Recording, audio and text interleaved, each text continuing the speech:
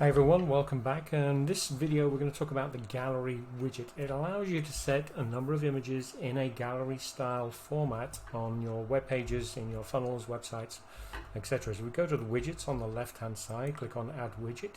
Down here we have the Gallery Widget. What we'll do is drag it into our column right here. Again, if we click outside, it will actually get rid of the widget. You'd have to drag over here and drag it back in again. So we're going to click on Add Image. What I've done is added a number of images to this gallery, and what I'm going to do is just select the first three so you can see how we're actually using this. And you can add add other images later on. You can drag them around, reorder them however you want.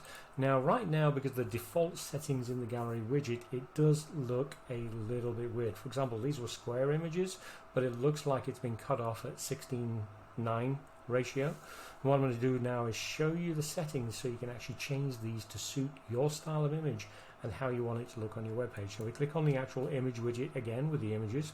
We can click on Edit Images, which takes us back to adding or deleting images, or we can click on the Edit Settings box right here. So what you get an option is a carousel or a grid. Grid obviously is going to put them in 4x4 grid at the moment. You can have images per row. We put in 3, so I'm going to change this to 3. So now we've got the 3 images in a row. I like to put a little bit of padding between the images, but it's not necessary. But what that does is allow us to see where the first image starts and the second image ends. Now I know I uploaded square images, so what I'm going to do is I'm actually going to choose the square option, and now what you can see is we've actually got a gallery set up with the images set up across. The other thing you can do is change the images to fill their container. If these were very small images, they would actually resize to fit the container. On this case it doesn't matter because they're fairly big images anyway. And then if you click on Open Images in a Lightbox, if anyone was to click on one of these images, it would actually open up in a separate box. I'll show you that real quickly here. If we click on a preview, you can see that here's the gallery of the 3 images. We click on one, it opens it up in a big, and click on 2. There you go. So there's your gallery style. Now, there's more settings that we want to do here, right? Let's go and add a few more images. I'm going to select the next 3 images, okay? So we can add these. We've already got the top 3. So we've got now 6 images. You see how it doubled down with the 6 images to add the gallery.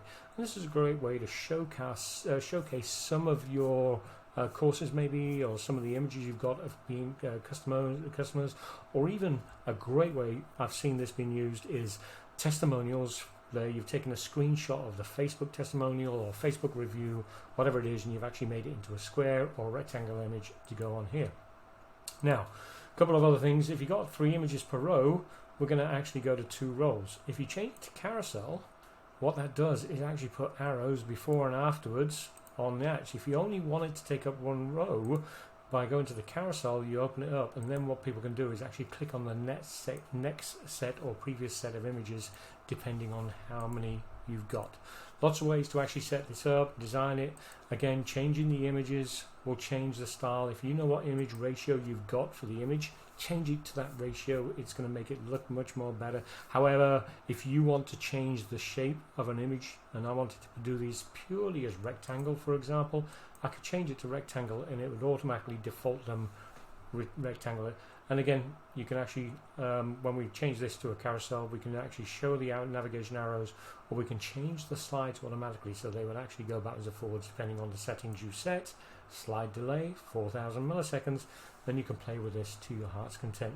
So take a look, see how you can work these images in. It's a great way to showcase different things, especially testimonials within your website. And I'm sure you've got lots of images that you can use to actually improve the look of your site and show off what you do for a living as a coach, consultant, or entrepreneur. This is Steve Black with Content for Coaches. Thanks for watching.